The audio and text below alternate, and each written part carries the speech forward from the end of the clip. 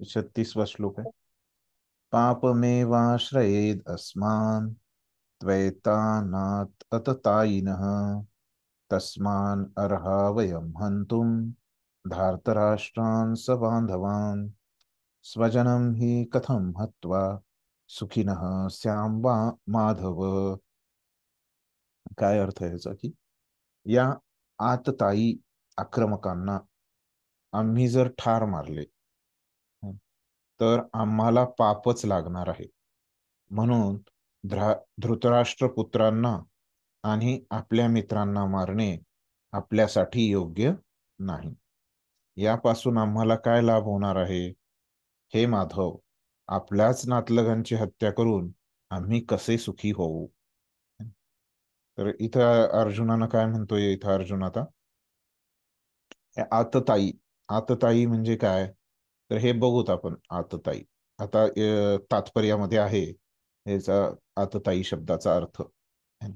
तर आता आपण तेव्हा बघूया. आता सध्या एवढंच समजून घ्या की हे आक्रमक आहेत, है ना. कोण आक्रमक आहेत?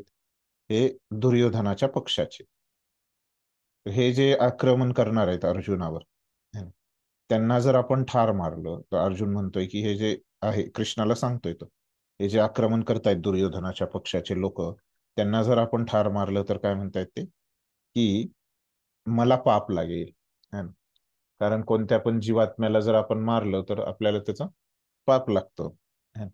म्हणून आपण काय करतो? मांसाहार नाही करत, है ना. जीवांना आपण नाही मारत.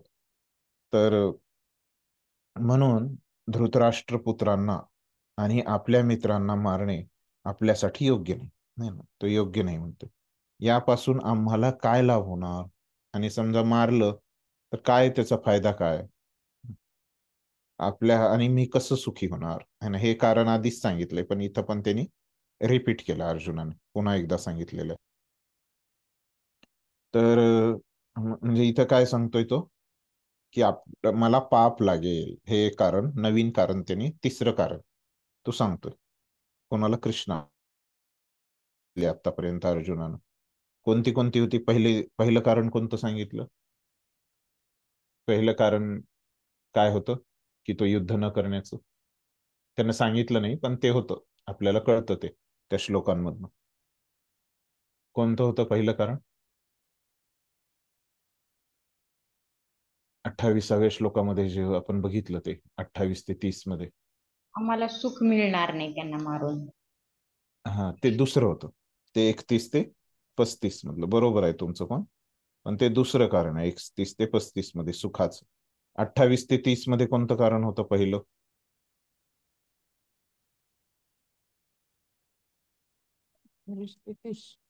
28 ते 30 मध्ये आपण पहिलं कारण युद्ध न करण्याचं आपण तिथं बघितलं जे. करुणा, हा, करुणा भाव त्याच्या मनामध्ये हा, निर्माण झाला, अर्जुनामध्ये करुणाभाव उत्पन्न झाला. उत्पन्न झाला. ते आपण बघितलं. त्यांना सांगितलं नाही ते, पण तिथं आपल्याला लक्षात आलं त्या श्लोकांवर, है ना, करुणा. आणि आता तिसरं कारण तुम्हाला कळालंय, है ना. कोणत्या श्लोकात कळालं? दुसरं कारण त्याच्यात तिसरं, कळलं. दुसरं सांगितलं त्यांनी. तिसरं तिसरं कारण आताच्या श्लोकात, हा, किती नंबर आहे आताच्या त्याचा? 36 होतच. 36व्या, है ना. आणि काय आहे ते तिसरं कारण? 36व्या, मला पाप लागेल. मी हम्म, जर समजा यांना मारलं तर मला पाप लागेल त्याचं. बरोबर. हरे कृष्ण, मला पाप लागेल. हा, हम्म, 36व्या ठीक आहे. श्लोकात. समजलं सगळ्यांना? हो. तात्पर्य दुसरं वाचा. तर आता पहिल्यांदा प्रभुपाद आतताई शब्दांचा अर्थ सांगतात. काय, कोण असतो हा आतताई? कोण असतो आक्रमक? नाही ना, ते सुरुवातीला तात्पर्यात सांगतायत प्रभुपाद. वाचा कोणी पूर्ण तात्पर्य. मी वाचू का प्रभूजी? हा, वाच. तात्पर्य. वैदिक मताप्रमाणे 6 प्रकारचे आततायी असतात. 1. जो विष देतो. 2. जो घराला आग लावतो. 3. जो घातक किंवा तीक्ष्ण शस्त्रांशी हल्ला करतो. 4. जो संपत्ती लुटतो. 5. जो दुसऱ्याची जमीन बळकावतो. आणि 6. जो परपत्नीचे अपहरण करतो. अशा आततायींचा वध कोणत्याही प्रकारचे पाप लागत नाही. अशा आततायींना मारणे हे सामान्य मनुष्याला शोभेल असेच आहे. पण अर्जुन हा सामान्य मनुष्य नव्हता. स्वभावतः तो साधू वृत्तीचा होता आणि त्यांच्याशी तो साधू वृत्तीला अनुसरूनच वागू इच्छित होता. पण अशा प्रकारची साधू वृत्ती क्षत्रियांसाठी योग्य नसते. जरी राज्यकारभारातील व्यक्तीने साधुवत असणे आवश्यक असले तरी त्याने भ्याड मात्र असू नये. उदाहरणार्थ, भगवान श्रीराम हे इतक्या साधू वृत्तीचे होते की आजही लोक रामराज्यात राहण्यात अतिशय उत्सुक आहेत. पण असे असले तरी प्रभू श्रीरामचंद्रांनी कधीच भ्याडपणा दाखविला नाही.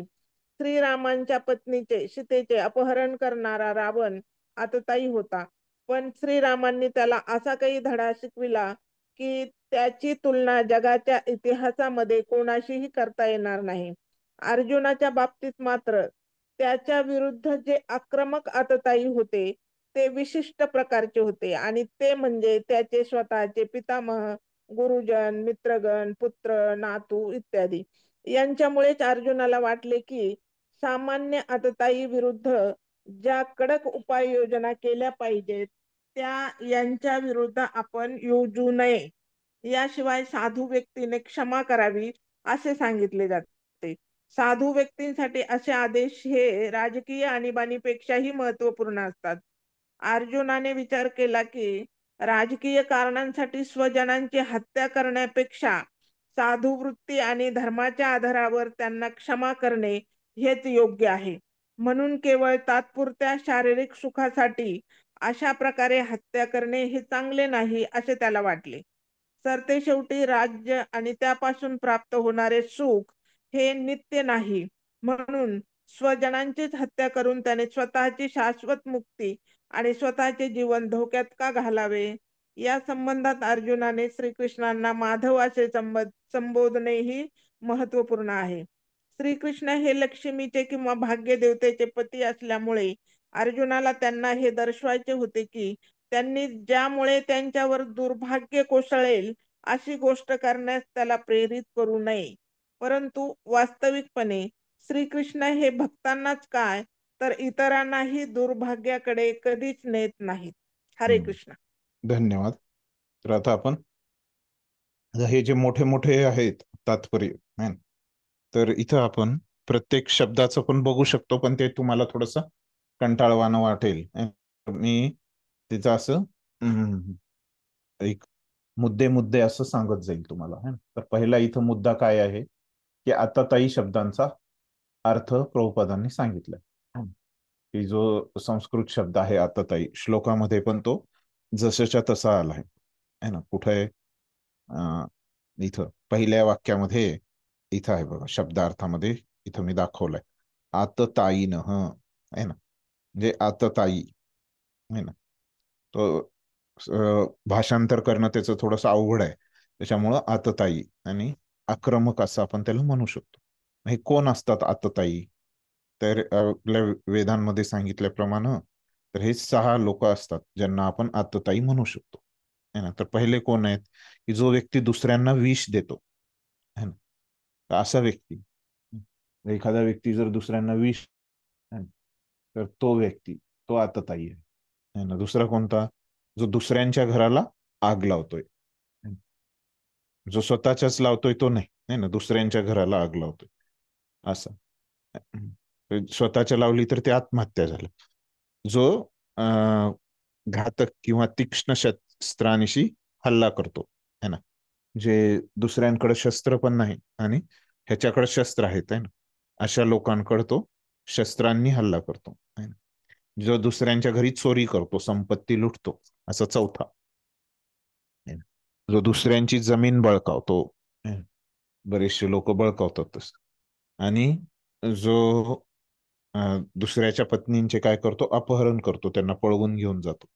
असे जे हे लोक आहेत है ना, हे 6 प्रकारचे, त्यांना जर मारलं है ना तर पाप लागत नसतं. तर आता हे कौरवांनी हे सगळे 6ही प्रकारचे कार्य केले होते बघ. जर आपण थोडस महाभारतामध्ये गेलो है ना, तर आपल्याला दिसेल की कौरवांनी कसं त्यांना विष पण दिलं होतं आणि काय पाण्यामध्ये त्यांना टाकून दिलं होतं है ना. आणि काय केलं होतं, त्यांच्या घराला ते लाखेचं घर त्यांना भेट म्हणून दिलं होतं त्यांनी है ना. आणि त्या लाखेच्या घराला त्यांनी आग पण लावली होती है ना. आणि त्यांच्यावर हल्ला पण बरेच वेळेस केला होता त्यांनी. आणि त्यांच्या सगळं संपत्ती पण त्यांनी लुटली होती, जमीन पण त्यांनी बळकावली होती. आणि त्यांच्या पत्नीचं पण त्यांनी अपहरण केल्यासारखं केलं होतं, वस्त्रहरण पण त्यांनी केलं होतं. तर हे सगळे जे हे आहेत, साही प्रकारचे जे कार्य आहेत, ते कोणी केले होते? कौरवांनी केले होते. त्यांना मारण्यामध्ये काहीच पाप नव्हतं अर्जुनाला. पण त्याला पण त्याच्या कसं वाटतं, साधू वृत्तीमुळं पुढं लिहितात प्रभुपाद, त्याला काय वाटते की तो भक्त असल्यामुळं त्याला असं वाटते की त्यांना मारल्यामुळं मला पाप लागेल, असं अर्जुनाला वाटतं.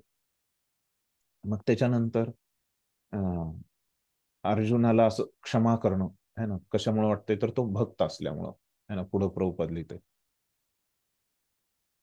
आणि ते ते ते माहिती होतं अर्जुनाला है ना, तो धर्माचा त्याचा अभ्यास होता. पण काय काय झालं की ते सगळे वरिष्ठ होते ना, त्याच्यामुळे अर्जुनाला वाटलं, आणि त्याचे नातलग होते, त्याच्यामुळे अर्जुन म्हणत होता की यांना क्षमा करूया आपण.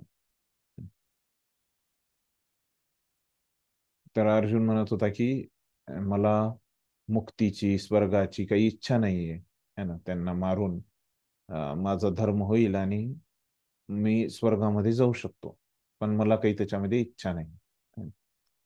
पण हे मग खरी क्षमा काय असते है ना, ते पण त्यांनी पुढं प्रभुपाद सांगतायत.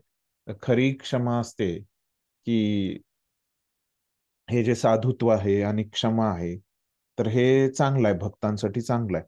पण जे क्षत्रिय लोक आहेत है ना, जे क्षत्रियाची सेवा करतायत है ना, क्षत्रियाच्या भूमिकेमध्ये सेवा करतायत, तर अशा लोकांसाठी हे क्षमा करणं है ना, हे काही बरोबर नाही. तर त्याच्यामध्ये उदाहरण देतात की राम है ना, राम एवढा चांगला क्षत्रिय होता की सगळ्यांची इच्छा असते की आम्ही जिथं राहतो त्या राज्याचे जे प्रमुख असते है ना, ते कसे असावे, रामासारखे, राम राज्य यावे है ना, असं सगळ्यांची इच्छा असते.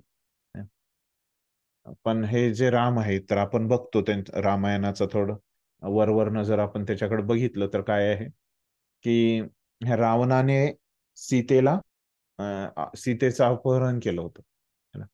पण मग रामाने असंच सोडून दिलं का रावणाला? नाही, त्याला पूर्ण वध केला है ना. तर तो एक रावण पण काय होता त्या ठिकाणी? आततायी होता है ना. जे 6 कार्य होते त्याच्यामधलं एक कार्य रावणाने केलं होतं है ना, की दुसऱ्यांच्या पत्नीचं अपहरण करण्याचं. त्याच्यामुळं रावण पण आततायी होता.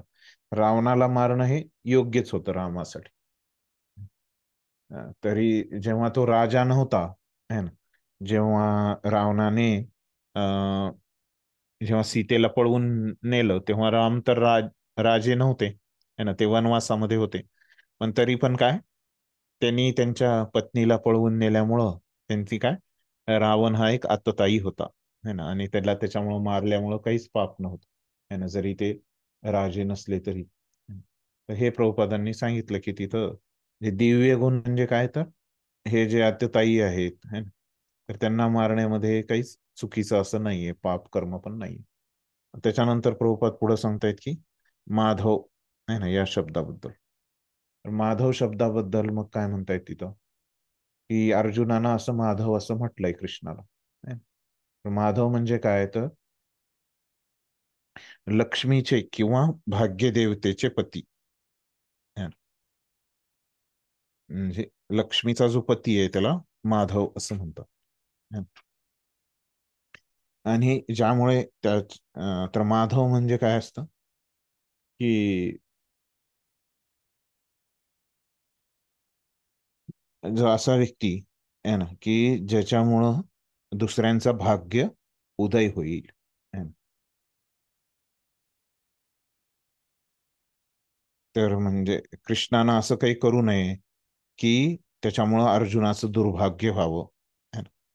तर प्रभुपाद काय म्हणतात की मग अर्जुनाचं कशामुळं दुर्भाग्य करतील कृष्ण, है ना. अर्जुन तर भक्त होता. भगवंत हे कुणाचंच दुर्भाग्य करत नाहीत, है ना. सगळ्यांसाठी हे भगवंत हे चांगलंच करतात. ते आपल्याला समजत नाही, आपल्याला वाटतं की ते दुर्भाग्य आहे आपलं, है ना. पण ते काय असतं, आपलं सौभाग्यच असतं, है ना. तर आपण असं कितीदा तरी बघतो, है ना, की काय होतं की लोकांचं काय होतं की कधी कधी काय होतं, त्यांची बस किंवा ट्रेन मी चुकते, है ना. त्यांना उशीर होतो आणि चुकते, आणि पुढं थोड्या वेळानं कळतं की त्या बसचा, ट्रेनचा काय झाला, अपघात झाला, है ना. तेव्हा जेव्हा त्यांची ट्रेन बस चुकते तेव्हा त्यांना वाटतं की काय, माझं दुर्भाग्य आहे आज, है ना. मी घरून तर आज रोजच्यापेक्षा लवकर निघालो होतो, है ना, तरी पण माझी बस आज चुकली, है ना. रोज तर मी आणखीन उशिरा निघतो, है ना. असं त्यांना वाटतं, आज माझं दुर्भाग्य आहे. पण त्यांना आणखीन थोड्या वेळानं काय, जेव्हा अपघाताचा त्यांना हे त्याची खबर येते, है ना, वृत्तांत कळतो त्यांना, तेव्हा काय होतं, मग लक्षात येतं त्यांना की खरंच आज माझं दुर्भाग्य नव्हतं, है ना. तर सौभाग्यच आहे ह्याचं की आज माझी बस चुकली. असं आपण बऱ्याच वेळेस, असं आपल्याला बरेच प्रसंग आपल्या दैनंदिन जीवनात दिसतात, है. मी उदाहरणाखातर फक्त एक सांगितलं तुम्हाला, पण आपण बघू शकतो, फक्त ते आपल्याला वाटतं की आपलं ते दुर्भाग्य आहे, है ना. तर असं हे दुर्भाग्य कोणाचं करत नाही, है ना, भक्तांचं तर नाहीच. ठीक आहे. ते असं आपण प्रभुपादांचं हे समजून घेतलं. मध्ये आपल्याला काय समजलं की अर्जुन जो आहे, है ना, तो एक कारण सांगतोय की हे पाप कर्म मला लागेल, है ना, आणि त्यामुळं मग मी यांची हत्या करणार नाही, असं अर्जुनाने या ठिकाणी सांगितलेलं आहे.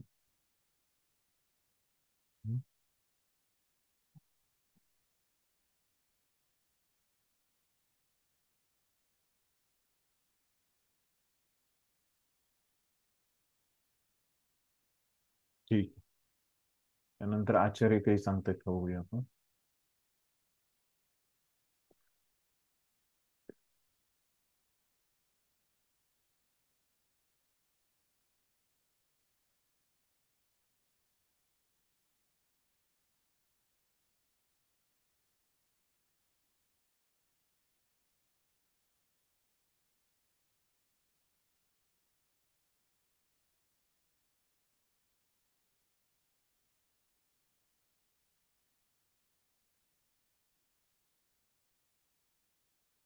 तर आचार्यांनी सांगितलं, हे जे वेदिक जो ग्रंथ आहे, त्या ग्रंथाचं नाव काय, वशिष्ठ स्मृती, असं या ग्रंथाचं नाव. आणि दुसरा एक ग्रंथ आहे वेदिक मत, प्रभुपादांनी सांगितलंय, तर ते ग्रंथाचे नाव नाही सांगितले, तर मनुस्मृती पण मध्ये पण हा श्लोक आहे.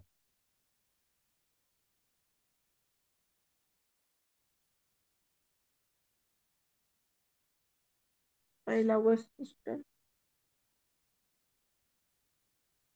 वशिष्ठ स्मृती, वशिष्ठ स्मृती आणि मनुस्मृती, हे दोन्ही मध्ये पण हे आहे. आणि पुन्हा अजून एक आहे यज्ञवाल्क्य स्मृती, त्याच्यामध्ये पण आहे. यज्ञवल्क्य. हा, यज्ञवाल्क्य स्मृती, तर या 3 ग्रंथामध्ये हे सांगितलेलं आहे.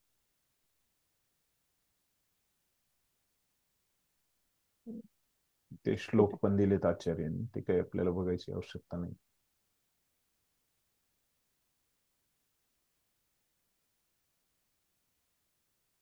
ठीक आहे, तेच फक्त एक वेगळा पॉइंट दिलेला आहे. पुढे जाऊया आपण मग. पुढं 37-38 मिळून आहे. काय म्हणतायत अर्जुन, यद्यपि यद्यपि न पश्यन्ति लोभोपहत चेतसः कुलक्षय कृतं दोषं मित्रद्रोहे च पातकं कथं न ज्ञेयम् अस्माभिः पापाद् अस्मान् निवर्तितुं कुलक्षय कृतं दोषं प्रपश्यद्भिर्जनार्दन. काय अर्थ याचा की, हे जनार्दन, जरी लोभाने प्रभावित झालेल्या या आपल्या कुटुंबाची हत्या करण्यामध्ये आणि आपल्याच मित्रांशी भांडण करण्यामध्ये दोष दिसत नसला तरी सुद्धा कुटुंबांचा नाश केल्यामुळे होणाऱ्या अपराधांची जाण असताना आम्ही अशा पाप कृत्यामध्ये का सहभागी व्हावे? त्या लोकांना कळत नाही. समोरचे व्यक्ती काय झाले, म्हणजे दुर्योधनाच्या पक्षाचे जे लोक आहेत ते काय झाले, लोभाने प्रभावित झाले. आणि त्याच्यामुळे त्यांना समजत नाही की ते आपल्याच नातलगांची हत्या करतायत, आपल्याच मित्रांना ते मारतायत, त्यांचा काही दोष नसताना सुद्धा. तर हे जे असं आपल्याच नातलगांचा, कुटुंबांचं जे त्यांनी नाश करतायत है ना, तर तो हा जो अपराध आहे, पापमय जे कृत्य आहे ना, तर त्याच्यामध्ये मी का सहभागी व्हावं है ना, असं अर्जुन म्हणतोय. ते दुसरे पाप करतायत म्हणून आपण करावं का? नाही, असं अर्जुन म्हणतो. ठीक आहे, समजलं? तात्पर्य वाचा. इथं काय कारण सांगितले आणखीन एक इथं महत्वाचं. तर या श्लोकामध्ये काय कारण सांगितले 37 आणि 38 मध्ये युद्ध न करण्याचं? काय कळालं तुम्हाला आता आपण भाषांतर वाचलं तेव्हा? सांगा कोणी.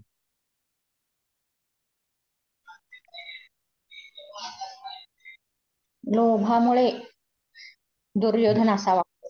हा, दुर्योधन वागतोय, पण अर्जुनानं युद्ध न करण्याचं काय कारण दिलं इथं? आपल्याच लोकांशी काय म्हणू शत्रू. नाही, तसं तर तो हे करतोय ना, दुर्योधन करतोय.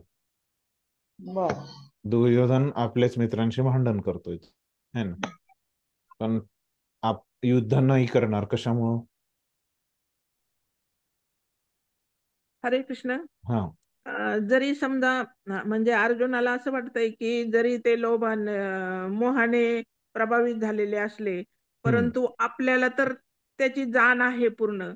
मग आपल्याला जर समजा अशा प्रकारची जाण असतानाही आपण त्यांची हत्या का करावी, असं त्याला वाटतं. हम्म ते आपल्याला जाण आहे, तर मग काय होईल, आपल्या हातून पाप होईल, म्हणजे जे पाप होईल.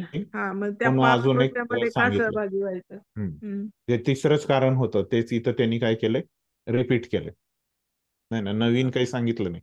जे आपण मागच्या 36व्या श्लोकामध्ये बघितलं की इथं जे सांगितलं की मला पाप लागेल है ना, इथं पण तो 37-38 मध्ये तेच म्हणतोय है ना. म्हणजे हे 36, 37, 38 या तिन्ही श्लोकामध्ये काय आहे, एकच कारण आहे, तिसरं कारण है ना. कोणतं? मला पाप लागेल. पाप लागेल. जसं आपण बघितलं मग 28, 29, 30 मध्ये एकच कारण होतं है ना. 31 ते 35 मध्ये पण एकच कारण होतं. तसं आता हे 36 ते 38 मध्ये पण एकच कारण आहे ना, तिसरं. कोणतं? मला पाप लागेल. मला पाप लागेल. ठीक, तेच कारण रिपीट केलं. तात्पर्य वाचो कोणी.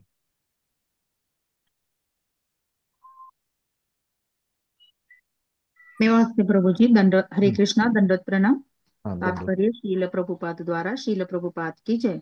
एखाद्या क्षत्रियाला विरुद्ध पक्षाने युद्धासाठी किंवा धृतक्रीडेसाठी निमंत्रित केले तर त्याने ते नाकारणे योग्य नसते. अशा बंधनामुळे अर्जुन युद्ध करण्यास नकार देऊ शकला नाही, कारण दुर्योधनाच्या पक्षाने त्याला युद्ध करण्यासाठी आव्हान दिले होते. या संदर्भात अर्जुनाने विचार केला की अशा आव्हानाच्या परिणामाबद्दल विरुद्ध पक्ष हा अज्ञानी असावा, परंतु अर्जुन त्याचे दुष्परिणाम पाहू शकत होता. म्हणूनच ते आव्हान तो स्वीकारू शकत नव्हता. बंधनाचा परिणाम जेव्हा चांगला असतो तेव्हा असे बंधन अनिवार्य ठरू शकते, पण अशा बंधनांचा परिणाम जेव्हा अनिष्ट असतो तेव्हा ते अनिवार्य किंवा बंधनकारक ठरविता येत नाही. या सर्व गोष्टींचा सारासार विचार करूनच अर्जुनाने युद्ध न करण्याचे ठरविले. धन्यवाद. तर क्षत्रियांचं एक कर्तव्य असतं, त्यांच्यावर एक बंधन असतं है ना, असं सांगतायत लोक है ना. काय असतं, जर त्यांच्या समोर जर कोणी युद्धाला आलं तर ते काय करू शकतात, युद्धापासून ते पळून जाऊ शकत नाही है ना, त्यांना ते सामोरं गेलंच पाहिजे शत्रू. पण अर्जुन त्याच्यामुळं काय झाला, तो तिथं त्याला यावं लागलं युद्धभूमीवर है ना. कारण युद्धाचं जे सुरुवात आहे, ते आव्हान आहे, ते कोण दिलं होतं? दुर्योधनाच्या पक्षाने दिलं होतं, है ना, कौरवांनी दिलं होतं. मग असं दिलेलं असताना आव्हान, त्याच्यामुळे अर्जुनाला यावं लागलं इथं. पण अर्जुन आता काय म्हणतोय, मी आलो हे आव्हान दिल्यामुळं, पण आता काय होतंय की ह्या युद्धाचे दुष्परिणाम मला दिसत आहेत. तर काय दिसत आहेत? असं दुष्परिणाम दिसतोय की हे जर मी केलं तर मला पाप कर्म लागेल, है ना. हा दुष्परिणाम मला दिसतोय इथं, है ना. पण मग आता माझ्यावर तर बंधन आहे कशाचं? मला आव्हान दिलं युद्धामध्ये आणि युद्ध करण्याचं माझ्याजवळ बंधन आहे, है ना. पण हे बंधन आता काय आहे? मी त्याला आता मानणार नाही या बंधनाला, कारण या बंधनाचा परिणाम चांगला नाहीये, है ना. हे बंधनाचं जर मी पालन केलं तर परिणाम चांगला नाही, मला पाप मिळते, है ना. त्याच्यामुळे मी या बंधनाला नकारू शकतो, है ना. अनिवार्य नाहीये आता हे बंधन माझ्यावर, है ना. आणि मला परिणाम जो आहे असा चुकीचा अनिष्ट असं दिसतोय, है ना. त्याच्यामुळे हे बंधन अनिवार्य नाहीये. हे पूर्ण विचार करून, सारासार विचार करून अर्जुन काय म्हणतोय की मी युद्ध करणार नाही या 3 कारणामुळे. ठीक आहे. अशा पद्धतीने ही 3 कारणं दिलेली आहेत. कोणी दिली ही 3 कारणं? अर्जुनाने कशासाठी? युद्ध न करण्यासाठी. बरोबर.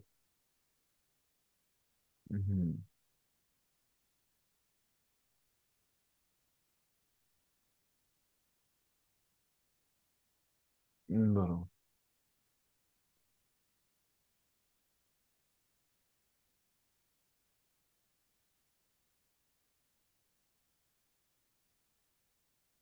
हम्म. ठीक.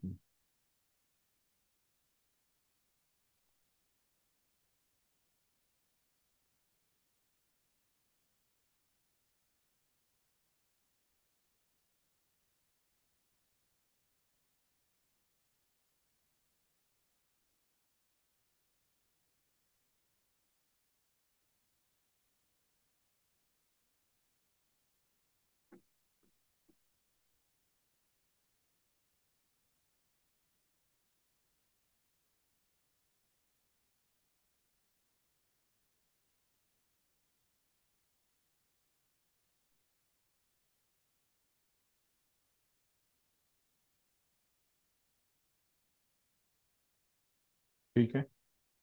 आचार्यांनी काही असं विशेष असं काही सांगितलं नाही.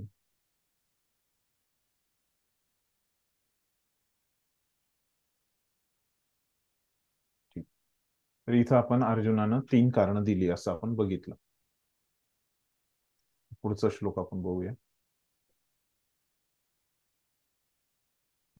कुलक्षये प्रणश्यन्ति कुलधर्मा सनातना धर्मे नष्टे कुलं कृत्स्नम् अधर्मो अभिवत्युत अभिभवत्युत.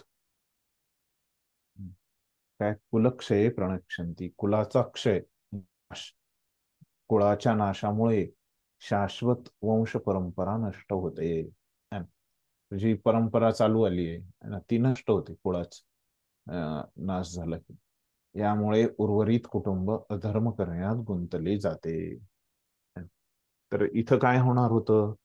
कौरवांचं जे कुळ आहे त्याचा पूर्णच नाश होणार होता, आहे ना, कारण त्यांच्या कुळामधले सगळेच लोक तिथं आले होते. तर अर्जुन म्हणतोय असं जर आता इथं जर युद्ध झालं आणि समजा त्यांच्या कुळाकडले लोक मेले किंवा आमच्या कुळाकडले लोक मेले, आणि पांडवांच्या कुळामध्ये काय सगळेच लोक तिथे युद्धात आले होते. युद्धात काय होणार की एका पक्षाचे लोक मरणार, एकाचा जय होणार, एकाचा पराजय. तर जर एकाचा कुणाचा जरी विजय झाला आणि कुणाचा जरी पराजय झाला तर काय होणार हो? एक कुळ पूर्णपणे नष्ट होणार होतं तिथं, है ना. कारण काय? तर पांडव आणि कौरव, है ना, या दोन्ही कुळामधले सगळेच लोक तिथं आले होते. तर त्याच्यामुळे जर युद्ध झालं तर एक कुळामधले एक पक्ष जो आहे, है ना, तो बरोबर नष्ट होणार होता त्या ठिकाणी. तर असं जर झालं, कुळाचा जर नाश झाला तर काय होतं? अर्जुन सांगतायत त्यांचा पॉइंट, चौथा. की काय होतं की जे परंपरेमध्ये जे आलं होतं है ना कार्य, ती नष्ट होते है ना. आणि परंपरा जर नष्ट झाली तर मग काय होणार, जे मग नंतर येणारे जे लोक आहेत तर ते काय करणार, मग त्यांना धर्म काय आहे, भगवंतांना काय प्रसन्न करेल है ना, हे न समजल्यामुळे ते काय करतील, अधर्मामध्ये गुंतले जातील है ना, असं सांगतोय अर्जुन. हम्म. इथं अजून एक कारण सांगितलं अर्जुनाने नवीन है ना. जर युद्ध जर झालं तर काय होणार, एका पक्षाचा जय होणार किंवा पराजय होणार. त्याचं कारण काय सांगतोय अर्जुन. काय समजलं तुम्हाला, काय कारण सांगतोय अर्जुन या श्लोकामधून, सांगा बरं कोणी भाषांतरावरून. कोणतं कारण सांगितलं अर्जुनाने युद्ध न करण्याचं.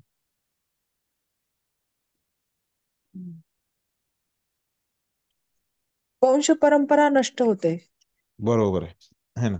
काय होतंय की जी वंश परंपरा आहे है ना, कुणी जरी जिंकलं त्या ठिकाणी है ना, त्याच्यामुळं दुसऱ्या पक्षाची काय होणार आहे, वंश परंपरा नष्ट होणार आहे है ना. आणि त्याच्यामुळं काय होतं, वंश परंपरा नष्ट झाल्यामुळं काय होतं, आणखीन काय सांगितलं.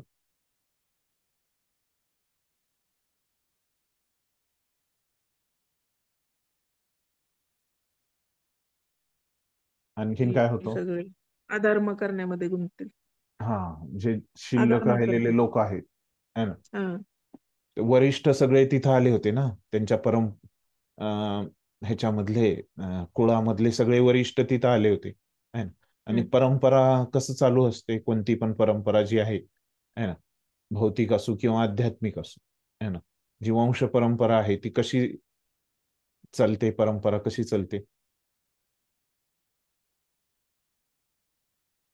पिता पुत्र त्याचा हा, पुत्र त्याचा म्हणजे जे पुत्र वरिष्ठ त्याचा आहेत पुत्र है ना, असं. जे वरिष्ठ आहेत ते हम्म. आपल्या हा, कनिष्ठांना ते परंपरेचं ज्ञान देतात कोणत्या पण गोष्टी. ज्ञान देतात. हो. आणि ह्या युद्धामध्ये तिथं सगळे वरिष्ठ आल्यामुळं ते जर सगळे त्या कुळामधले वरिष्ठच जर गेले है ना, तर काय होईल, ते ज्ञान कसं देतील ते आपल्या पुढच्या कनिष्ठांना. त्याच्यामुळं काय होईल, ज्ञान देऊ शकतो.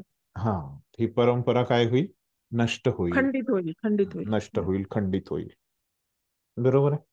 आणि मग आणखीन काय होईल, जर समजा आता मोठे आपल्या घरामध्ये जर आपल्याला काय करावं काय करू नये है ना, हे शिकवायला जर कोणी वरिष्ठच नाहीये है ना, आपल्याला शिकवायला जर समजा आपले वरिष्ठ नसतेच है ना, की आपण काय करावं काय करू नये हे शिकवायला, तर आपण काय केलं असतं मग.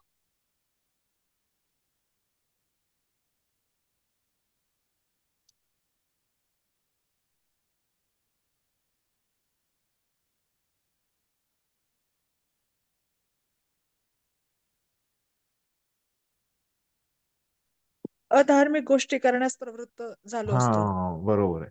म्हणजे आपण काय केलं असतं, आपल्याला जे वाटेल ते आपण केलं असतं है ना. धार्मिक काय आहे, आपण काय करायला पाहिजे है ना, ते आपल्याला कोणी सांगितलंच नसतं है ना. म्हणजे काय होतं की असं हे जे वरिष्ठ लोकांचा जर नष्ट झाले ते है ना, तर आपल्याला सांगू शकत नाही की धर्म काय आहे आणि अधर्म काय आहे है ना. आपण काय करू, अधर्मच आपण करू है ना, कारण धर्म करण्यामध्ये तपस्या असते, अधर्मच मग सगळ्यांना करावा असा वाटतो. त्यामुळे सगळेच लोक जर वरिष्ठ गेले तर सगळेच लोक काय करतील, अधर्म कार्य करतील, अधर्माची कार्य करतील. ठीक, तात्पर्य वाचा कोणी.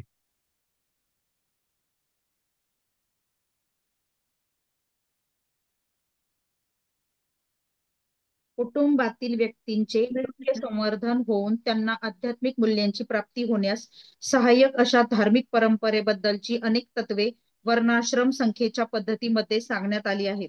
जन्मापासून ते मृत्यूपर्यंत होणाऱ्या सर्व पवित्र संस्कारांसाठी कुटुंबातील वरिष्ठ व्यक्ती जबाबदार असतात. पण अशा ज्येष्ठ व्यक्तींच्या मृत्यूमुळे कुटुंबातील वंश परंपरागत संस्कार नष्ट होतात. यामुळे कुटुंबातील तरुण सदस्य अधार्मिक गोष्टी करण्यास प्रवृत्त होऊ शकतात आणि आपल्या आध्यात्मिक मुक्तीची संधीही गमावू शकतात. म्हणून कोणत्याही कारणासाठी कुटुंबातील ज्येष्ठ व्यक्तींची हत्या होऊ देऊ नये.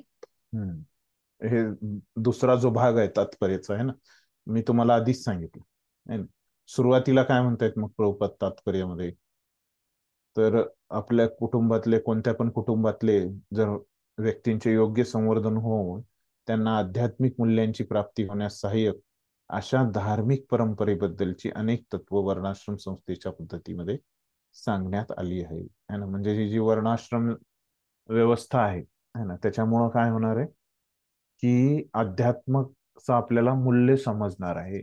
अध्यात्म काय आहे है ना, हे समजण्यासाठी आपल्याला मदत होणार आहे ना. वर्णाश्रम हे काय भक्ती नाहीये किंवा ते अध्यात्म नाहीये, पण त्याच्यामुळं काय होणार आहे, अध्यात्मामध्ये आणि भक्तीमध्ये आपल्याला मदत होणार आहे है ना. जन्मापासून ते मृत्यूपर्यंत होणाऱ्या सर्व पवित्र संस्कारांसाठी कुटुंबातील वरिष्ठ व्यक्ती जबाबदार असतात है ना. तर आपल्या जन्मापासून है ना, ऍक्च्युली काय होतं, जन्माच्या अगोदरपासून है ना, तर गर्भधान संस्कार वगैरे असे जे आहेत है ना, तर जन्माच्या अगोदरपासून है ना, कोणत्या व्यक्तीच्या हे संस्कार चालू असतात. ते कुठपर्यंत असतात, मरेपर्यंत, आणि मेल्यानंतर पण असतात है ना, श्राद्ध अरे वगैरे, पिंड है ना. तर हे सगळं जे आहे, हे जे संस्कार आहेत, असे 40 संस्कार असतात मुख्य. नाही सॉरी, सगळे मिळून 40 असतात, आणि त्याच्यामधले 16, कोणी म्हणतं 16 मुख्य आहेत, षोडश संस्कार, आणि कोणी म्हणतं की 10 मुख्य आहेत है ना. असं त्यांचं असतं, म्हणजे वेगवेगळी मतं आहेत त्याच्याबद्दल. तर मग हे संस्कार नष्ट होतात जर वरिष्ठ गेले तर, आणि मग काय होतात, लोक अधर्मामध्ये प्रवृत्त होतात. ठीक, असं तात्पर्यात सांगतायत. त्याच्यानंतर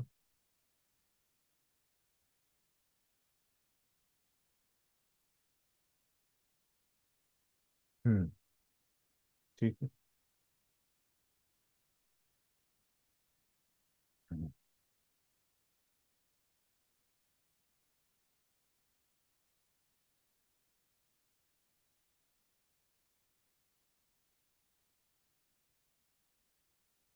अधर्माचे पुढचं बघूया आपण. तर आता हे काय चौथं कारण इथं अर्जुनाने दिलंय आपल्याला. कोणतं कारण दिलं अर्जुनाने? वंश परंपरा नष्ट होईल. वंश परंपरा नष्ट होईल. बरोबर. आता पुढचा श्लोक बघूया आपण. अधर्माभिभवात् कृष्ण प्रदूषन्ति कुलस्त्रियः स्त्रीषु दुष्टासु वार्ष्णेय जायते संकरः. काय म्हणतोय अर्जुन? हे कृष्ण, कुळामध्ये जेव्हा अधर्माचे प्राबल्य होईल, पहिल्यांदा काय होईल, वंश परंपरा नष्ट झाल्यामुळं तिथं काय होईल सांगितलं, तिथं अधर्म करतील लोक है ना. मग असं अधर्म केल्यामुळं, प्राबल्य म्हणजे काय, अधर्म वाढणे है ना, किंवा अधर्म शक्तिशाली होणे, त्याचं बल वाढणे अधर्माचं है ना. अधर्माचं जेव्हा असं बल वाढेल, प्राबल्य तिथं होईल अधर्माचं, तेव्हा काय होतं, कुळातील स्त्रिया दूषित होतात है ना. स्त्रियांचं जे पवित्रता आहे ती नष्ट होते है ना, जर तिथं अधर्माचं पालन झालं तर. आणि याप्रमाणे स्त्री जातीचे पतन झाल्यामुळे हे वृष्णीवंशजा अवांछित संतती उत्पन्न होते. आणि स्त्रिया दूषित झाल्या की असं अवांछित संतती उत्पन्न होते है ना, असं अर्जुन सांगतोय. तात्पर्य कोणी? हरे कृष्ण प्रभूजी, वाचू का? वाचा. जीवनातील शांती, भरभराट आणि आध्यात्मिक प्रगती यांसाठी समाजामधील सभ्य लोकांची संख्या ही मूलभूत आधार आहे. राष्ट्राच्या आणि समस्त लोकांच्या आध्यात्मिक उन्नतीसाठी योग्य आणि चांगल्या लोकांची समाजामध्ये संख्या वाढावी, यासाठीच वर्णाश्रम धर्मातील मूळ तत्वांची रचना करण्यात आली आहे. अशी सभ्य संतती स्त्री जातीच्या पावित्र्यावर आणि एकनिष्ठतेवर अवलंबून असते. ज्याप्रमाणे मुले ही वाम मार्गाला लागू शकतात, त्याचप्रमाणे स्त्रियांचे अधःपतनही सहजपणे घडू शकते. म्हणून लहान मुले, स्त्रिया तसेच या दोघांनाही कुटुंबातील ज्येष्ठ व्यक्तींकडून संरक्षणाची आवश्यकता असते. विविध धार्मिक व्रतवैकल्य करण्यात मग्न राहिल्यास स्त्रिया व्याभिचाराच्या वाम मार्गाकडे जाण्यास प्रवृत्त होणार नाहीत. चाणक्य पंडितांच्या मताप्रमाणे सामान्यतः स्त्रिया फार बुद्धिमान नसतात आणि त्यामुळे विश्वासूही नसतात. म्हणून वंशपरंपरागत विविध धार्मिक कार्यांमध्ये त्यांना सतत व्यस्त ठेवणे आवश्यक असते. या प्रकारे त्यांच्या पावित्र्यामुळे आणि भक्तीमुळे वर्णाश्रम धर्मामध्ये सहभाग घेण्यास पात्र अशा चांगल्या संततीची निर्मिती होईल. अशा वर्णाश्रम धर्माच्या अभावामुळे साहजिकच स्त्रिया पुरुषांबरोबर कार्य करण्यात आणि त्यांच्यामध्ये मिसळण्यास स्वतंत्र बनतात. व्याभिचाराला अशी मोकळीक मिळाली की अनावश्यक लोकसंख्या वाढण्याची शक्यता वाढते. बेजबाबदारपणे बेजबाबदार व्यक्ती सुद्धा समाजामध्ये व्याभिचाराला उत्तेजन देतात आणि त्यामुळे मनुष्य जातीमध्ये अनावश्यक संततीची बेसुमार वाढ होते आणि युद्ध महामारीचे संकट बळावते. हरे कृष्ण. धन्यवाद. तर आता इथं प्रभुपाद काय सांगतायत तात्पर्यामध्ये, की जी चांगली लोकसंख्या आहे है ना, सुरुवात असं करतात प्रभुपाद की जी भरभराट आणि आध्यात्मिक प्रगती है ना, यासाठी सभ्य लोकांचा मूलभूत आधार आहे. तर हे सभ्य लोकांची संख्या म्हणजे ही चांगली जी लोकसंख्या आहे ती जर असेल तरच काय होईल, लोकांच्या जीवनात शांती राहील, भरभराट म्हणजे त्यांच्या जीवनात प्रगती होईल आणि अध्यात्म भौतिक आणि आध्यात्मिक अशा दोन्ही प्रगती जर व्हायच्या असतील आणि त्यांना जर जीवनात शांती पण पाहिजे असेल तर काय आहे की तिथं चांगले लोक असले पाहिजेत. म्हणजे काय चांगले म्हणजे कोणते, सभ्य म्हणजे कोणते, की जे धर्माचं आचरण करतायत असे लोक असले पाहिजे. आणि त्या अशा जर आपल्या देशाचा आणि सगळ्या समाजाचा जर विकास करायचा आहे, प्रगती जर करायची आहे, तर अशी चांगल्या लोकांची संख्या आहे ना, वर्णाश्रम धर्मामध्ये अशी रचना आहे की अशा लोकांची संख्या वाढावी असं आहे. आणि हे जे धर्माचं जे पालन आहे ते कशावर अवलंबून आहे, तर स्त्रिया कशा आहेत है ना, त्या किती एकनिष्ठ आहेत, पतिव्रता आहेत, त्याच्यावर हे सगळं काही अवलंबून आहे. जसं काय होतं की आपण म्हणतो की जर शुद्ध बीजापोटी है ना फळे रसाळ गोमटी है ना, असं आपल्या मराठीमध्ये सांगितलंय तुकाराम महाराजांनी है ना. तर ते म्हणतात की जर स्त्री हे शुद्ध जर हे असेल, बीज असेल है ना, त्याच्यामधून चांगलंच फळ उत्पन्न होईल है ना. तर तसं जर लोकसंख्या जर चांगली उत्पन्न करायची तर त्याच्यासाठी काय, दोघंही चांगले असले पाहिजे है ना, स्त्री आणि पुरुष. पण इथं काय सांगतायत की जेव्हा अधर्माचं प्राबल्य होतं तर ते विशेष करून स्त्रिया जेव्हा अधार्मिक होतात है ना तेव्हा होतं असं सांगतात.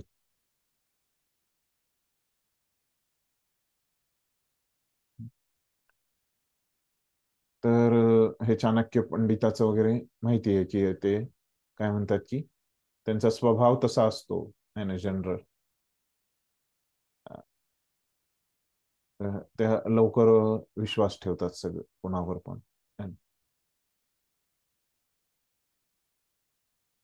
त्याच्यानंतर मग प्रभुपाद सांगतायत की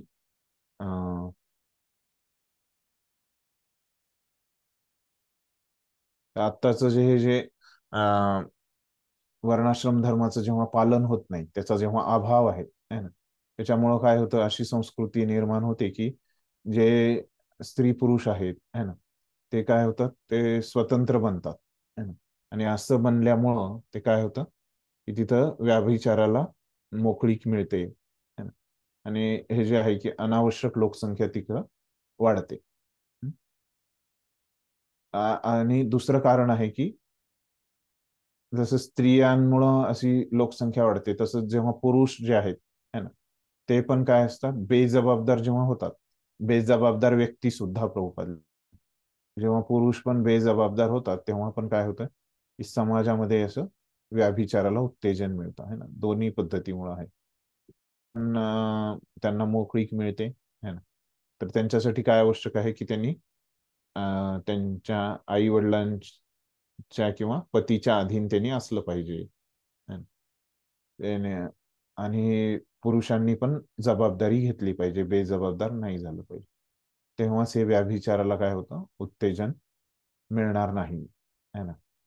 जर आणि चांगली लोकसंख्या तिथं वाढ होईल असं प्रभुपादांनी सांगितलं की तिथं त्याचे काय दोष आहेत. आचार्य काही सांगतायत का पाहूया आपण की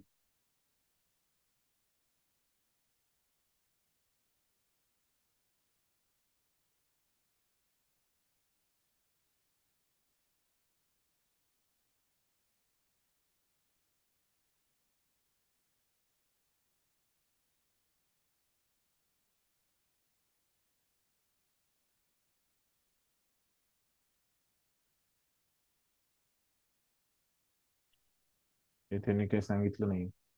चैतन्य चरण प्रभूंनी सांगितलंय, तर ते काय म्हणतायत की इथं जे इथं जे सांगितलंय है ना, की स्त्रिया ह्या बुद्धिमान नसतात है ना, असं म्हणतायत. कोण म्हणतंय असं? चाणक्य पंडित म्हणते.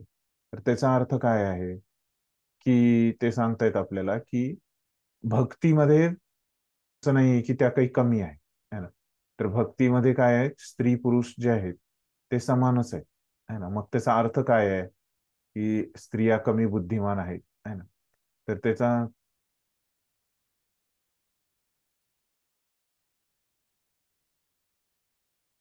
अर्थ असा आहे की स्त्रिया ज्या आहेत त्या आपल्या शरीराशी त्यांची जी आसक्ती आहे ती खूप जास्त असते, असं आहे है ना. त्या बुद्धिमान नाहीत, म्हणजे काय, त्या जास्त आसक्त असतात है ना. पुरुष एवढे आसक्त नसतात असं ते सांगतात. आणि स्त्रिया काय असतात, त्या जास्त भावनिक पण असतात है ना. असं नाहीये की त्या खराब असतात, पण ते भावनिक असल्यामुळं है ना, ते लवकर दुसऱ्यांवर विश्वास ठेवतात है ना. पण पुरुष एवढे भावनिक नसतात. तर हे जे चाणक्याचं जे म्हणणं आहे है ना, की त्या एवढ्या बुद्धिमान नाही, तर हे काय भौतिक आहे है ना. आणि त्याचा अर्थ असा आहे की बुद्धिमान नाहीयेत. नाहीतर आपल्याला असं वाटतं की अरे आता शाळा कॉलेजांमध्ये पण काय येत की मुलीच येतात पहिल्या, कधी कधी है ना. कधी कधी मुलं पण पहिले येतात. आपल्याला वाटतं अरे इथं तर सांगितलंय, आपल्या शास्त्रांमध्ये तर सांगितलंय की हे चाणक्य पंडित तर सांगतोय की स्त्रिया, मग कसं त्या अभ्यासामध्ये एवढं पुढे जात आहेत, किंवा कसं ते पहिल्या त्या पण डॉक्टर इंजिनियर सगळ्या क्षेत्रामध्ये ते जात आहेत, म्हणजे इथं शास्त्र आपले चुकीचे आहेत का, असं आपल्याला शंका येते. तर त्यांनी सांगतायत की त्याचा अर्थ कसा घ्यायचा है ना. त्याचा अर्थ असा आहे की बुद्धिमान म्हणजे तिथं शब्दशः अर्थ घ्यायचा नाहीये, तर त्या जास्त भावनिक आहेत आणि त्या जास्त आसक्त आहेत है ना, असा त्याचा अर्थ आहे. ते त्यांनी तिथं त्याच्यावर जर स्पष्टीकरण दिलेलं आहे. ठीक आहे. तर मग इथं ह्या 40व्या श्लोकामध्ये काय अर्जुन कारण सांगतोय युद्ध न करण्याचं? स्त्रिया दूषित होतील. हा, म्हणजे तेच जे मागचं कारण आहे, त्या कशामुळे दूषित होतील की अधर्मामुळे है ना, असं सांगितलं. आणि अधर्माचं काय कनेक्शन आहे मागच्या श्लोकाशी कनेक्शन है ना. जर वंश परंपरा नष्ट झाली, म्हणजे तेच कारण रिपीट होते मागचंच है ना. वंश परंपरा नष्ट झाली तर त्याचे आता हे परिणाम सांगतोय अर्जुन है ना 40 मध्ये. पण कारण तेच आहे, त्या कारणाचे परिणाम 40 मध्ये सांगतोय. 41 मध्ये काय सांगतोय आपण बघूया मग. संकरो नरकायैव कुलघ्नानां कुलस्य पतन्ति पितरो येषां लुप्तपिंडोदक क्रिया. जे अनावश्यक लोकसंख्या वाढणार आहे ना स्त्रिया दूषित झाल्यामुळे, तसेच कुळ परंपरा नष्ट करण्यासाठी निश्चितच नरकमयी परिस्थिती निर्माण होते. अशा भ्रष्ट कुळातील पूर्वजांचे पतन होते, कारण त्यांना अन्न अथवा पिंड आणि जल अर्पणाची क्रिया पूर्णपणे थांबते. तर असं जेव्हा हे पतन होतं, आवश्यक संतती, योग्य प्रकारची संतती लोकसंख्या जेव्हा बनत नाही, त्यावेळेस काय होतं, जे हे पितृ लोकांचं जे आपण असतं की पित्रांना जे तर्पण अर्पण करणं, त्यांना जे पिंड पिंड अर्पण करणं है ना, पिंड किंवा तर्पण है ना, आपण जे त्यांना अर्पण करतो पित्रांना, तर ते कसं धर्मानुसार कोणी अर्पणच नाही करणार है ना. त्याच्यामुळं जे लोक मृत्यूनंतर अं, गेले ते पित्र बनलेले आहेत ते लोक, है ना. तर अशा लोकांना काय होणार, त्यांचा उद्धारच नाही होणार, है ना. त्यांना कोणी तर्पणच अर्पण नाही करणार, आणि त्यांचा तो क्रिया संस्कार आणि त्याच्यानंतर जे श्राद्ध वगैरे हे जे तर्पण आहे, पिंड आहे पूर्वजांना, है ना, तेच कोणी अर्पण करणार नाही. त्याच्यामुळं काय होईल मग, पुन्हा धर्माचं आचरण थांबेल त्या ठिकाणी.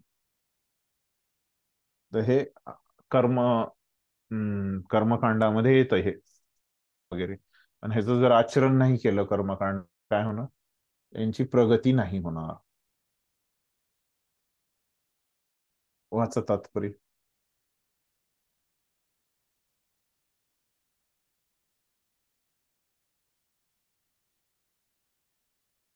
वाचू का मी प्रभूजी?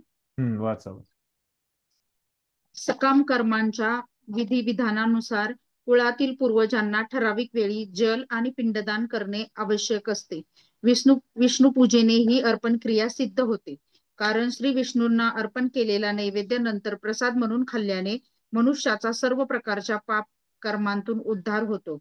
कधी कधी विविध प्रकारच्या पाप कर्मांमुळे पूर्वज दुःख भोगत असतील, आणि कधी कधी तर त्यांच्यापैकी काही जण स्थूल भौतिक शरीराची सुद्धा प्राप्ती करू शकत नाहीत, व यामुळे त्यांना सूक्ष्म शरीरामध्येच भूतपिशाच म्हणून राहणे भाग पडते. म्हणून वंशज जेव्हा प्रसाद रूपी अन्न आपल्या पूर्वजांना अर्पण करतात, तेव्हा पूर्वजांची दुःखमय अशा भूतपिशाच योनीतून किंवा कष्टमय जीवनातून मुक्तता होते. अशा प्रकारे आपल्या पूर्वजांना मदत करणे ही वंश परंपरा असते. भक्ती मार्गाचा अवलंब न करणाऱ्यांना या प्रकारचे कर्मकांड करणे अत्यावश्यक असते. जो भक्ती मार्गाशी संलग्न आहे त्याला अशा प्रकारचे कर्मकांड करण्याची गरज नाही. केवळ भक्तिमय सेवा करून एखादा शेकडो आणि हजारो पूर्वजांची सर्व प्रकारच्या कष्टांतून मुक्तता करू शकतो. श्रीमद भागवतात 11.5.41 मध्ये सांगण्यात आले आहे.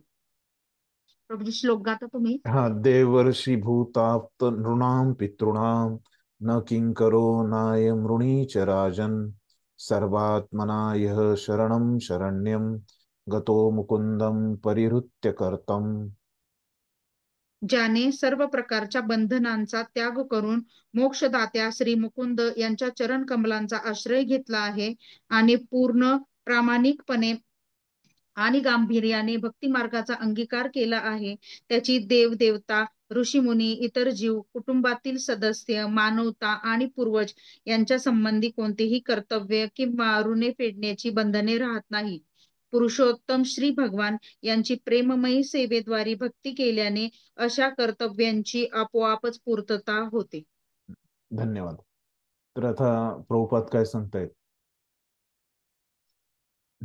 अर्जुन काय म्हणला इथं, की जर अधर्माचे जर खराब संतती असेल, अधर्मिक संतती जर तिथं उत्पन्न झाली, तर ते काय करतील, हे पिंड अर्पण करणार नाहीत, है ना. तर त्याच्याबद्दल, तर हे काय असतं, कर्मकांड असतं, है ना. तर प्रभुपाद काय सांगतायत की हे सकाम कर्म आहे, है ना. तर ह्याच्यामध्ये काय असतं की पूर्वजांना काय असतं, की ठराविक वेळी, है ना, ते तिथीनुसार असतो, तो काय असतं ते पक्ष असतो त्यांचा, है ना. कोणता म्हणतात त्याला, पितृपक्ष, है ना. पितृ लोकांना हे असं अर्पण करायचं, पिंड तर्पण, है ना, पितृपक्ष. तर त्याच्यामुळे जर असं कोणी पिंडदान किंवा हे द्यायचं असतं त्या तिथीनुसार पितृपक्षामध्ये, है ना. पण ते भक्त कसं करतात ते पितृपक्ष, तर भगवंतांना भोग दाखवतात आणि तेच काय करतात, पितरांना पण प्रसाद म्हणून ते अर्पण करतात. आणि मग असं पितरांचा काय होतो, त्याच्यातून उद्धार होतो, है ना. आणि त्याचं काय, त्यांना पितृ काय होतात, त्यांना कधी कधी स्थूल भौतिक शरीराची प्राप्ती होत नसते त्यांच्या कर्मामुळे, कधी कधी ते भूतपिशाच्या मध्येच असतात. पण भक्तांसाठी असं काही कर्मकांड वगैरे, है ना, करण्याची काही आवश्यकता नाहीये. कारण काय होतं, भक्त बरोबरच काय होतं, की त्यांच्या पितरांपासून त्यांची मुक्ती होते, असं भागवत मध्ये सांगितलंय. तिथं काय म्हणतायत भागवत मध्ये, की सर्व प्रकारचे जे बंधन असतात है ना, ते आपल्याला भगवंत देतात, कृष्णा मुकुंदच देतात है ना. त्यांचा जर आपण आश्रय घेतला, त्यांची जर आपण भक्ती केली, तर ज्यानं प्रामाणिकपणे भक्ती मार्गाचा अंगीकार केला आहे, त्यांची देवी देवता हे जे पितृऋण आहे है ना, त्याच्यातून आपली सुटका होते.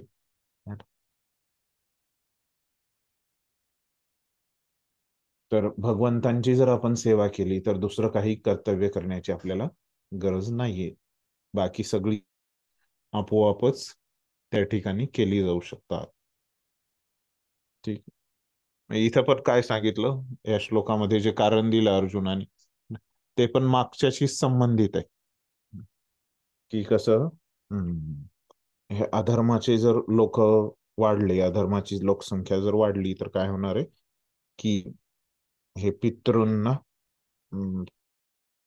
पिंडदान नाही करणार आहे, त्यांना कोणी प्रसाद खाऊ नाही घालणार आहे, असं होतं. तर मग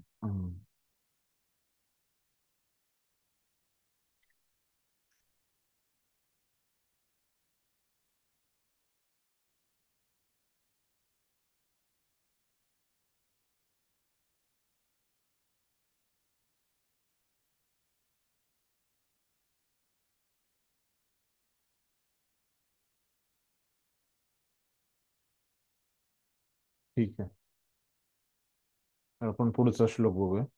दोषे रे ते कुलघ्नाना वर्णसंकर कारकै उत्साद्यन्ते जाती धर्म कुलधर्माश्च शाश्वता.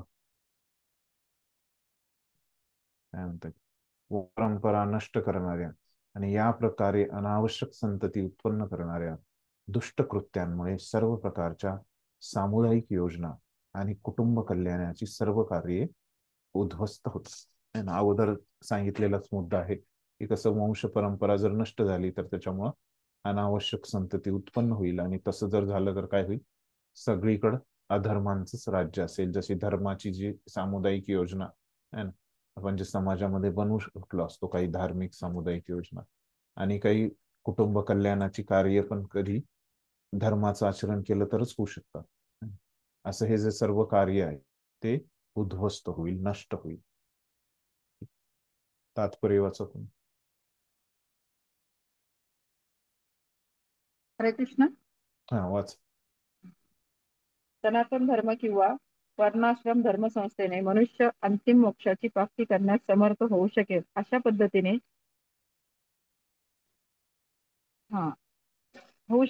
पद्धतीने मानव समाजातील 4 विभागांना अनुसरून सामुदायिक योजना तसेच कुटुंब कल्याणार्थ कार्याची योग्य रचना करून दिली आहे. म्हणून बेजबाबदार पुढाऱ्यांनी सनातन धर्माच्या परंपरेचा भंग केल्यास समाजामध्ये गोंधळ निर्माण होतो आणि त्याचा परिणाम म्हणजे श्री विष्णूची प्राप्ती हे जीवनाचे अंतिम ध्येय आहे, याचा लोकांना विसर पडतो.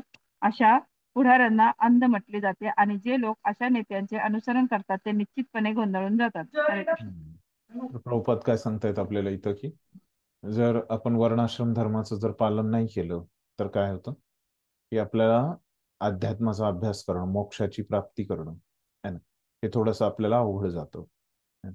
आणि जे आपल्या सगळ्यांच्या जे कुटुंबाचं जे कल्याण होणार आहे अशी जी कार्य आहे ते पण जर आपण केली नाही, ते करणं मग अवघड होतं, वर्णाश्रम जर तिथं नसेल तर. म्हणून काय, तर हे वर्णाश्रम कोण स्थापन केलं पाहिजे, नेत्यांनी, पुढाऱ्यांनी स्थापन केलं पाहिजे. तर हे वर्णाश्रम स्थापन करण्यामध्ये हे एवढे यशस्वी नाहीयेत आपले पुढारी. म्हणून काय, तर त्याचा परिणाम म्हणून समाजामध्ये गोंधळ निर्माण होतो आणि त्यांना विसर पडतो की आपल्या जीवनाचं जे उद्देश आहे ना, की भगवान श्री विष्णूंना प्राप्त करणं आहे, हे ते विसरून जातात. असं हे नेत्यांचा पण इथं भूमिका आहे की त्यांनी वर्णाश्रम स्थापन केला पाहिजे, पण ते करू शकत नाहीये. त्याच्यामुळे मग आणखीन तिथं गोंधळ निर्माण होतो. हे पण तिथं ह्याच्या सोबतच आहे की कसं, जे वंश परंपरा नष्ट झाल्यावर है ना, हेच आता इथं आणखीन एकदा सांगितले या पण श्लोकामध्ये. ठीक आहे, मग पुढच्या श्लोकामध्ये काय आहे आपण बघूया. उत्सन्न कुलधर्माणां मनुष्याणां जनार्दन नरके नियतं वासो भवतीत्यनुशुश्रुम.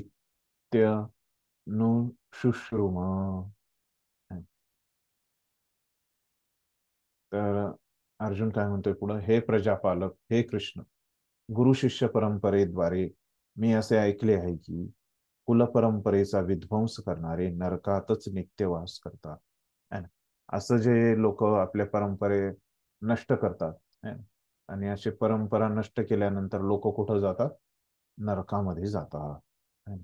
हे पण इथं पण अर्जुनाने काय सांगितले, वंश परंपरा नष्ट होते तेव्हा काय काय होतं, हे परिणाम आणि ते कारण अर्जुन कुठपासून सांगतोय, 39व्या श्लोकापासनं है ना 43व्या श्लोकापर्यंत या 5 श्लोकांमध्ये अर्जुनाने एकच कारण सांगितले है ना. कोणतं कारण सांगितले की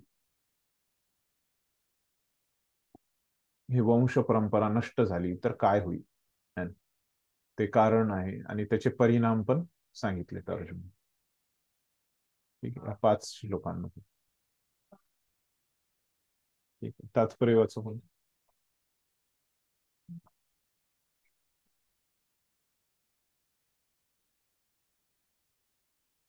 हे प्रजापालक, हे कृष्ण, गुरु शिष्य परंपरेद्वारे मी नाही, असे ऐक कोणत्या सॉरी सॉरी श्लोकात? हा अर्जुनाचा ना खाली. हा अर्जुनाचा युक्तिवाद त्याच्या वैयक्तिक अनुभवावर नव्हे तर त्याने आचार्यांकडून जे ऐकले होते त्यावर आधारित होता. वास्तविक ज्ञान प्राप्तीचा हाच मार्ग आहे. अशा ज्ञानात प्रथम पासूनच स्थित झालेल्या योग्य व्यक्तीच्या मदतीशिवाय वास्तविक ज्ञानाच्या अंतिम ध्येयाकडे पोहोचता येत नाही. वर्णाश्रम संस्थेतील एका पद्धतीनुसार मनुष्याला मृत्यूपूर्वी आपल्या पापकर्माचे प्रायश्चित करण्यासाठी विशिष्ट विधी करावा लागतो. जो नेहमी पापकर्मच करण्यामध्ये गुंतला आहे त्याने या प्रायश्चित्त विधीचा उपयोग करून घेतलाच पाहिजे. असे न केल्यास त्या व्यक्तीला पापकर्माचे फळ म्हणून दुःखमय कष्टमय जीवन भोगण्यासाठी निश्चितपणे नरकात घातले जाते. धन्यवाद. तर काय म्हणतायत इथं प्रभुपाद की अर्जुनानं हे काय दिलं इथं, युक्तिवाद म्हणजे काय हो, तर कारण दिलेत अर्जुनाने, है ना. तर युक्तिवाद म्हणजे तर्क, है ना, की एखादी गोष्ट जर करायची नाहीये त्याची तुम्ही कारण सांगता, है ना, त्याला युक्तिवाद म्हणतात. तर तो इथं सांगतोय की हे माझा अनुभव नाहीये असं नाही, है ना, पण हे मी ऐकलंय आजकडून, है ना. मी जेव्हा गुरुकुलमध्ये होतो, है ना, तेव्हा मी आचार्यांकडून असं ऐकलंय असंच तो सांगतो. तर वास्तविक ज्ञान प्राप्तीचा हाच अर्थ आहे, है ना, की काय आहे की अशा ज्ञानात प्रथमपासूनच स्थित झालेल्या योग्य व्यक्तीच्या मदतीशिवाय वास्तविक ज्ञानाच्या अंतिम ध्येयाकडे पोहोचता येत नाही. तर ज्ञान आपल्याला मिळवायचे है ना, तर त्याचा खरा मार्ग काय आहे की ज्याच्याकडे ते ज्ञान आहे अगोदरच, तर अशा व्यक्तीकडून ते मिळवणे. त्यांची जर मदत घेतली, जर आपण कोणत्या एखाद्या व्यक्तीकडून जर ज्ञान मिळवलं तर काय होतं, खूप सोपं होतं ज्ञान मिळवणं. स्वतःच्या प्रयत्न करत असेल तर खूप अवघड होतं. वर्णाश्रम संस्थेतील एका पद्धतीनुसार मनुष्याला मृत्यूपूर्वी आपल्या पाप कर्माचे प्रायश्चित्त करण्यासाठी विशिष्ट विधी करावा लागतो. मृत्यूच्या अगोदर आपल्याला एक विधी करावा लागतो आपल्या कर्मांचं प्रायश्चित्त करण्यासाठी. जो नेहमी पाप कर्मच करण्यात गुंतला आहे त्याने या प्रायश्चित्त विधीचा उपयोग करून घेतलाच पाहिजे. असे न केल्यास काय होतं, त्या व्यक्तीला पाप कर्माचे फळ म्हणून दुःख कष्टमय जीवन भोगण्यासाठी निश्चितपणे नरकात घातली जाते. असं जर त्याने जर चुका केल्या आणि त्याचं प्रायश्चित्त जर न केलं तर काय होतं, एक चान्स असतो व्यक्तीला पाप कर्म केल्यानंतर पण सुधारण्याचा. त्याचा पण जर त्यानं उपयोग नाही केला तर काय होणार, तो निश्चितपणे नरकातच जाणार. असं हे कारण सांगितले अर्जुनाने इथं. हे जे आहे कारण अर्जुनाने इथं सांगितलं की असं वंश परंपरा नष्ट होईल.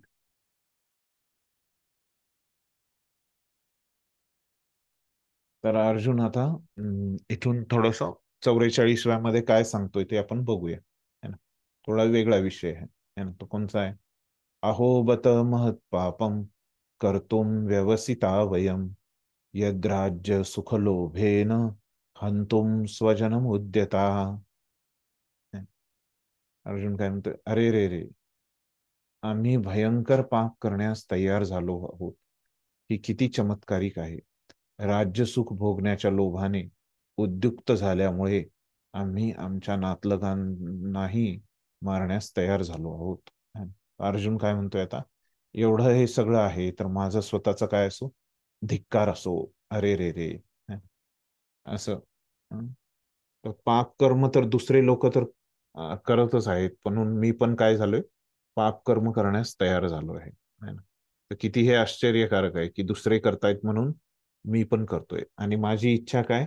तर मला हे राज्य पाहिजे. तर हे मला आता लोभ झाला या राज्याचा, है ना. आणि या लोभापायी मी माझ्या नातलगांना पण मारायला तयार झालो, है ना. मी किती पतित जीव आहे असं म्हणतोय तो. तात्पर्य वाच. हरे कृष्णा. हम्म. स्वार्थी हेतूने प्रेरित झाल्यामुळे मनुष्य आपल्या स्वतःच्या बंधूंची, पित्याची अथवा मातेची हत्या करण्याइतके पापकर्म करण्यास प्रवृत्त होऊ शकतो. जगाच्या इतिहासामध्ये अशी अनेक उदाहरणे आहेत, पण अर्जुन हा भगवंतांचा साधू वृत्तीयुक्त भक्त असल्यामुळे त्याला नेहमी नैतिक तत्वांची जाणीव असे व म्हणून तो अशी कर्मे करण्याचे टाळत असे. धन्यवाद. हे जे लोक स्वार्थी असतात, लोभी असतात, नाही ना, तर त्या स्वार्थासाठी, लोभासाठी काय करतात? ते आपल्या भावाची, वडिलांची आणि आईची पण ते हत्या करतात, नाही ना. आपण बरेच वाचतो टीव्हीवर, वर्तमानपत्रात, आहे ना. अशी असंख्य उदाहरणं आपल्याला मिळत असतात. जसं आपल्याच एकाच भावाने भावाला मारले, आहे ना, वडिलांना मारले, आहे ना. इतिहासामध्ये पण औरंगजेबाने आपल्या वडिलांना मारलं होतं, आहे ना. त्यांना कैद करून तो स्वतःच राजा बनला. तर आपल्या आईची पण हत्या करतात. पण अर्जुनाचं तसं अर्थ नाहीये आणि लोभी नाहीये. कारण काय? तो भक्त आहे, है ना. त्याच्यामुळे त्याच्यामध्ये सगळे चांगले गुण आहेत भक्त असल्यामुळे. त्याच्यामुळे तो असं इथं आत्मपरीक्षण करतोय. तर इथं काही कारण सांगितलं नाही अर्जुनानं, है ना. 44व्या श्लोकामध्ये काय? तो फक्त स्वतःचा धिक्कार करतोय, है ना. मी किती कृष्णाला, आणि युद्धाशी त्याचा काही संबंध नाहीये. तो म्हणजे कारणाशी, युद्धाच्या कारणाशी आहे युद्धाशी संबंध, आणि युद्ध केल्यावरच तो म्हणतोय की मी पतित जीव होणार. आणि ते हे युद्धाच्या कारणात नाही येत आहे. पुढच्या श्लोकात तो काय म्हणतोय? यदि मां प्रतिकारम अश सॉरी यदि मां प्रतिकारम अशस्त्रम शस्त्रपाणयः धार्तराष्ट्रारणे हन्त्युस्तमे क्षेमतरम भवेत. तो काय म्हणतो? शस्त्रधारी धृतराष्ट्र पुत्रांनी माझ्यासारख्या निशस्त्र आणि प्रतिकार न करणाऱ्याची हत्या केली तर तेच माझ्यासाठी अधिक चांगले होईल. तो काय म्हणतो की मी युद्ध कर, हे जे धृतराष्ट्राचे मुलं आहेत, है ना, त्यांनीच जर मला मारलं तर चांगलं होणार आहे. तर तात्पर्य काय म्हणतोय? वाचा पण. हरे कृष्ण. हम्म. युद्धाला तयार नसलेल्या व निशस्त्र असलेल्या शत्रूवर हल्ला करू नये, हा क्षत्रियांचा युद्ध तत्वामधील एक नियम आहे. परंतु अशा विचित्र परिस्थितीमध्ये सुद्धा शत्रूने हल्ला केला तरीही अर्जुनाने प्रतिकार न करण्याचा निर्णय घेतला. विरुद्ध पक्ष युद्ध करण्यासाठी किती उत्सुक आहे याचा विचारही अर्जुनाने केला नाही. भगवंताचा महान भक्त असल्यामुळे तो सहृदय होता व त्यामुळेच त्यांच्यामध्ये ही लक्षणे दिसून येत होती. हरे कृष्ण. हे इथे पण तेच मुद्दा सांगितलाय की असा अर्जुन जो म्हणतोय की स्वतःलाच काय करतोय, दोष देतोय, है ना. स्वतःच तिथं अपराधी असल्याच्या भावना मध्ये आहे तो, है ना. तर तो म्हणतोय की मला यांनी मारलं तर चांगलंच होईल, मला स्वर्गात युद्धामध्ये मरण पावल्यामुळे मला स्वर्गाची प्राप्ती होईल. ठीक आहे, पुढचा श्लोक आपण वाचूया. संजय उवाच. आता संजय बोलतोय शेवटच्या श्लोकामध्ये आणि अर्जुनानं बोलणं थांबवलं इथं. संजय काय म्हणतोय? एवम उक्त्वा अर्जुन संख्ये रथोपस्थ उपविशत विसृज्य शशरम चापम शोक संविघ्न मानस. संजय म्हणतोय रणभूमीवर याप्रमाणे बोलून झाल्यानंतर अर्जुनाने आपले धनुष्यबाण बाजूला टाकले आणि मनामध्ये अत्यंत शोकाकुल होऊन रथामध्ये खाली बसला. अर्जुन आता असं ते विचार करून आहे ना, त्याला वाटते की आता काय करायचं. असं कोणी तात्पर्य?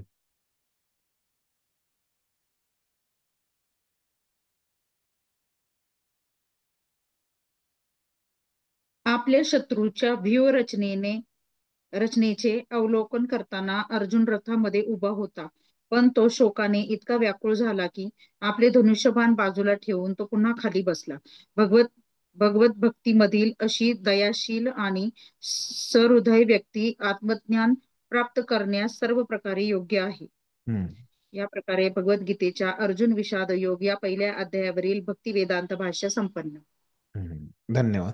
तर आता इथं काय अर्जुनाची काय परिस्थिती झाली, तर तो काकुल झालाय, दुःख झालंय है ना, निराश झालाय है ना. कशामुळं?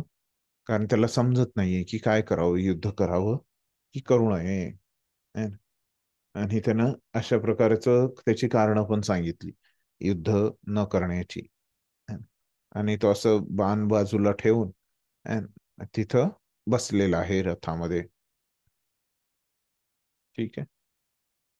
आता इथं हा अध्याय पूर्ण झालाय नाही ना. आज आपण थांबूया, कारण उद्या आपला क्लास नाहीये ना राधाष्टमीमुळं, तर गॅप होईल. ते दुसरा अध्याय पुन्हा मला आणखीन रिपीट करावं लागेल पुढच्या वेळेस.